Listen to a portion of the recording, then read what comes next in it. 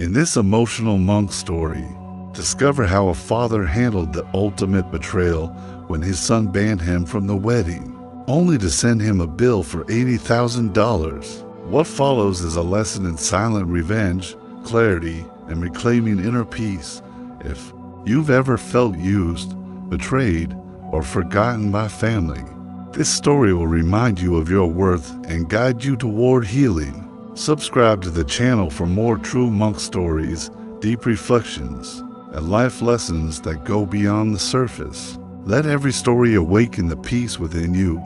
Tap the bell and stay grounded in the wisdom that truly matters.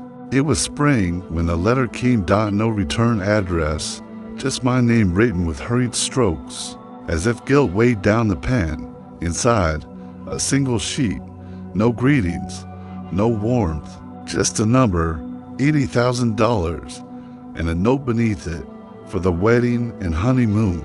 You know it's your duty. Duty, a word I once held sacred, a word I bled for, a word I sacrificed everything for. But in that moment, it pierced deeper than any blade.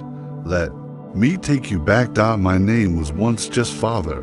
Before I wore these robes and shaved my head, I was a man who worked 2 jobs to give my only son a better life. His mother passed when he was young, leaving me with both our dreams stitched into a single heartbeat. I was not perfect. I missed recitals. I forgot to sign a few permission slips.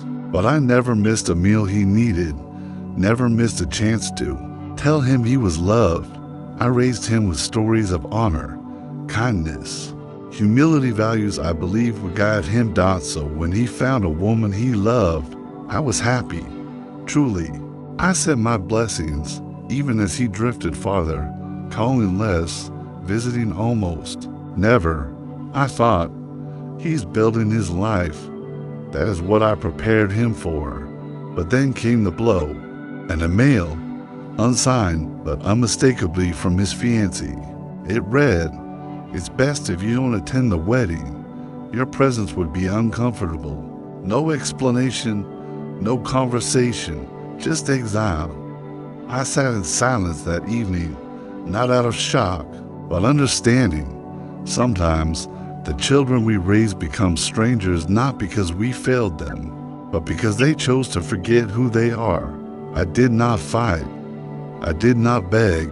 I simply bowed to the moment, released the expectation. But then came that bill, $80,000, the cost of a ceremony I was not allowed to witness, a honeymoon I would not hear about, memories I would be deliberately erased from. It wasn't about money.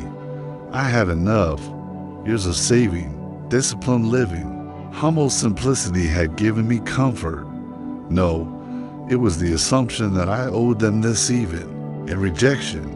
And so, I did what I have learned to do in all trials. I sat, I lit incense, I closed my eyes, and I asked myself, what is my duty?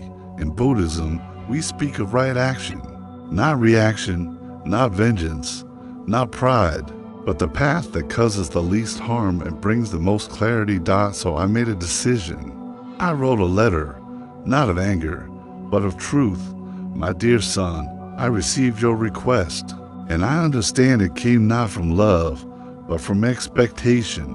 I will not be paying the bill, not because I cannot, but because to pay for something I am not welcome to witness is to fund my own erasure. You are free to marry, free to love, free to exclude, and I am free to step back without resentment. I have loved you since the moment I first held you, but love is not servitude. It is not silence. It is not a credit card.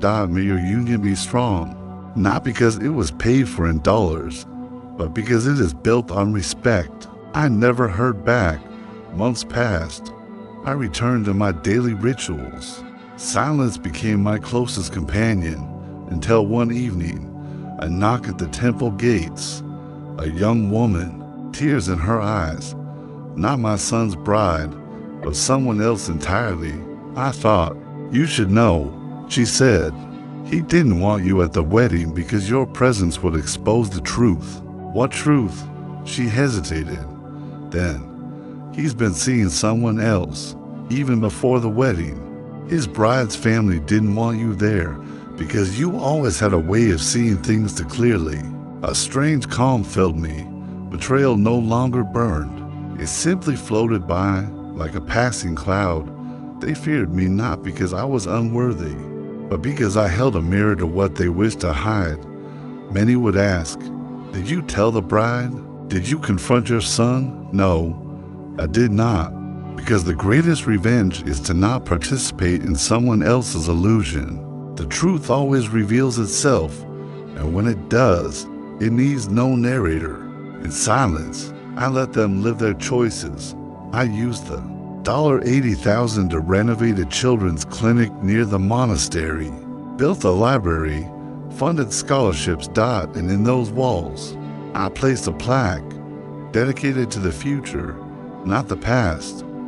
What is family? Is it blood? Obligation? Tradition? No. Family is a choice renewed every day.